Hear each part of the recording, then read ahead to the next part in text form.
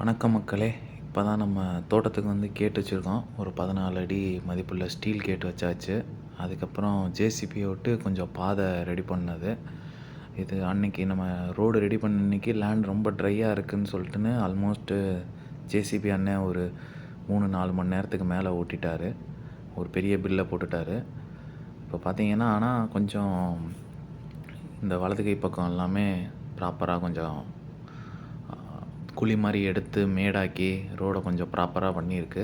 இப்போ இந்த ரோடு வழியாக நம்ம வந்து களத்தில் இருக்க நம்ம சின்ன ஃபார்ம் ஹவுஸ்க்கு போகிற மாதிரி பிளான் டிசைன் பண்ணியிருக்கோம்.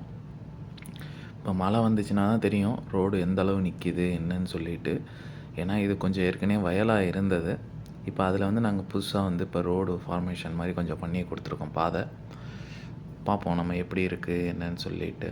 அப்போ வந்து கொஞ்சம் கூட மழையே இல்லாதனால ரொம்ப ட்ரையாக இருக்கவும் பண்ணுறதுக்கும் ரொம்ப டைம் எடுத்துருச்சு. அதே மாதிரி காஸ்ட்டும் ரொம்ப எடுத்துருச்சு.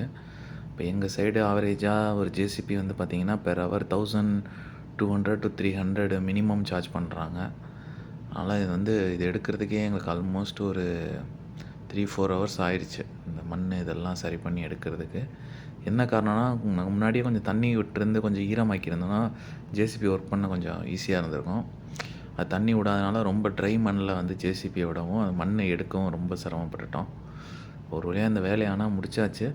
சில நேரங்களில் வந்து அந்த எக்ஸ்பென்சஸ் வந்து நமக்கு எக்ஸ்பெக்ட் பண்ணதை விட டபுள் த டைம் ஆகுது. பட் எனிவே கொஞ்சம் ப்ராப்பராக பிளான் பண்ணி இனிமேல் கொஞ்சம் ஒர்க் அவுட்டை வந்து பண்ணணும்.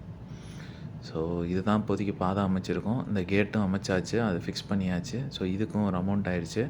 ஸோ ரிமைனிங் ஒர்க் வந்து வேலி போடுறது தான். சூன் யூ கேன் சீ தட் அந்த